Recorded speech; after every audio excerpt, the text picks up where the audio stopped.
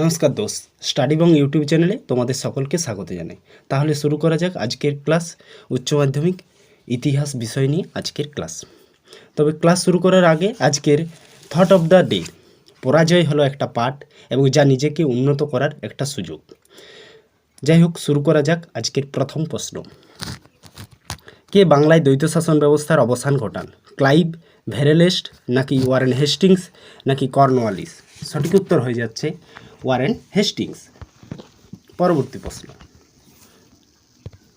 প্রশ্ন, পাঁচশালা বন্দোবস্ত চালু করেন কে?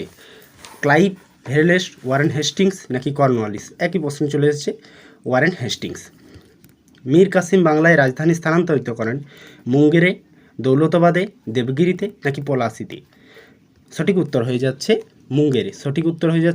মুঙ্গেরে। পরবর্তী প্রশ্ন, অমৃতসরের সন্ধি স্বাক্ষরিত হয় 1782, 1802, নাকি 1809, নাকি 1819? সঠিক উত্তর হয়ে যাচ্ছে 1809। পরবর্তী প্রশ্ন, পর্তুগিজ নাবিকরা প্রথম চীনের কোন বন্দরে তাদের বাণিজ্য ঘাঁটি নির্মাণে অনুমতি পায়? মেকাও, ক্যান্টেন, পোর্ট আর্থার, নাকি হংকং? সঠিক উত্তর হয়ে যাচ্ছে মেকাও। দ্বিতীয় আফিমের যুদ্ধ শুরু হয় 1856 সালে, 1840, 1860, নাকি 1838? সঠিক উত্তর হয়ে যাচ্ছে 1856।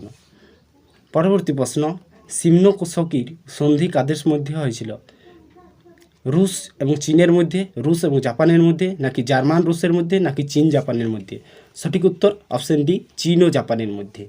পরবর্তী প্রশ্ন, ক্যান্টন বাণিজ্যের অবসান ঘটে 1757, 1759, নাকি 1841, নাকি 1842? সঠিক উত্তর অপশন ডি, 1842।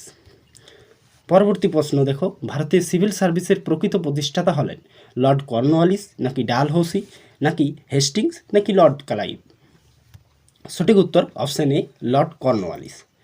পরবর্তী প্রশ্ন, চীন ও ইউরোপে বাণিজ্যিক সম্পর্কের সূত্রপাত হয় মেকাও, নাকি সাংহাই, নাকি ক্যান্টন, নাকি নানকিং বন্দরের মধ্য দিয়ে? সঠিক উত্তর অপশন সি, ক্যান্টন বন্দরের মধ্য দিয়ে। পরবর্তী প্রশ্ন, পলাশির যুদ্ধ হয়েছিল 1757, 1765, নাকি 1772, নাকি 1775? সঠিক উত্তর হয়ে যাচ্ছে কত? 1757। পরবর্তী প্রশ্ন দেখো, 12 নম্বর প্রশ্নে কি আছে? ইংরেজ ইস্ট ইন্ডিয়া কোম্পানির দেওয়ানি লাভ করে 1760 সালে, নাকি 1763 সালে, নাকি 1765 সালে, নাকি 1770 সালে? সঠিক উত্তর হয়ে যাচ্ছে 1765 সালে, অপশন সি। পরবর্তী প্রশ্ন দেখো, ইস্ট ইন্ডিয়া কোম্পানির অ্যাক্ট কবে পাস হয়? ইস্ট ইন্ডিয়া কোম্পানি অ্যাক্ট 1784 সালে, নাকি 1782 সালে, নাকি 1780, নাকি 1778 সালে? তো সঠিক উত্তর হয়ে যাচ্ছে 1778 সালে। পরবর্তী প্রশ্ন কি আছে? পাঁচশালা বন্দোবস্ত কবে চালু হয়? পাঁচশালা বন্দোবস্ত 1772 সালে, 1773 সালে, 1777 সালে, নাকি 1780 খ্রিস্টাব্দে?